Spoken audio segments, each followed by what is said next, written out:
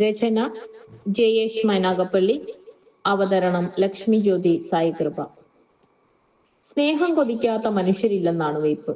പക്ഷേ അതിനിടയിലുമുണ്ട് പ്രിയപ്പെട്ടവരുടെ അമിത സ്നേഹത്തെ പറ്റി പരാതി പറയുന്നവർ. അതെ, അമിത സ്നേഹമുള്ള മനുഷ്യരുണ്ട്.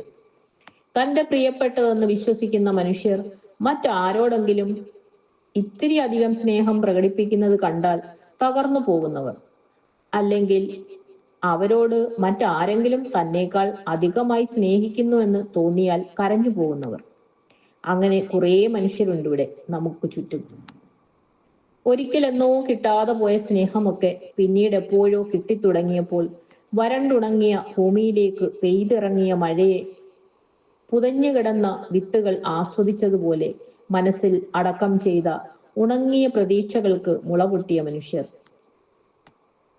ആ സ്നേഹം പകർന്നു നൽകിയ മനുഷ്യരെ ദൈവത്തിനുമപ്പുറം മനസ്സിൽ പ്രതിഷ്ഠിച്ചവർ.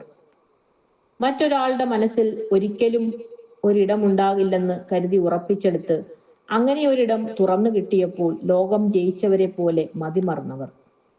ആ ഇടങ്ങൾ പങ്കുവയ്ക്കപ്പെടുകയെന്നത് അവരെ സംബന്ധിച്ച് ആലോചനയ്ക്കും അപ്പുറമാകും.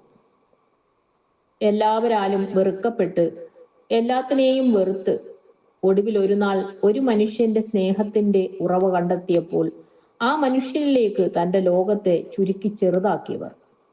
ഇടമില്ലെന്ന് കരുതിയ ഈ ലോകത്തിൽ തനിക്ക് മാത്രമായി ഒരു ലോകത്തെ തന്റെ പ്രിയപ്പെട്ട ഒരാളിൽ കണ്ടെത്തിയവർക്ക് ആ ലോകത്തിന് മറ്റൊരവകാശിയെ എങ്ങനെ ഉൾക്കൊള്ളാനാവും? സ്നേഹത്തിന്റെയും പരിഗണനകളുടെയും നടുക്കടലിൽ നീന്തി തുടിച്ചവർക്ക് അവരെ മനസ്സിലാവില്ല. കിട്ടാക്കനിയെന്ന് കരുതിയിട്ടും കിട്ടിയത് നഷ്ടപ്പെട്ടു പോകുമെന്ന ഭയം മാത്രമാണ് അവർക്ക്. നമ്മുടെ ആത്മാവിലേക്ക് വേരോടിച്ച് നമ്മുടെ സ്നേഹത്തിന്റെ തെളിനീര് വലിച്ചെടുത്താണ് അവർ അതിജീവിക്കുന്നത്. അവരില്ലാതായാലും നമ്മൾ ഉണ്ടാകുമെന്നും നമ്മളില്ലാതായാൽ അവരില്ല എന്നും തിരിച്ചറിവുള്ളവർ. അവർക്ക് സ്വാർത്ഥത കൂടുതലാണ് എന്നത് സത്യമാണ്. അത് പക്ഷേ സ്നേഹത്തിന്റെ സ്വാർത്ഥതയാണ്. ഈ പ്രപഞ്ചത്തിലെ എല്ലാം ഒന്നിനൊന്ന് വ്യത്യസ്തമാണ്. ആ വ്യത്യസ്തങ്ങളാണ് അവയുടെയൊക്കെ സൗന്ദര്യവും. ഇത്തരം മനുഷ്യരുടെ ഈ സ്വാർത്ഥത അവരുടെ സ്നേഹത്തിന്റെ ചമയങ്ങളില്ലാത്ത സൗന്ദര്യമാണ്.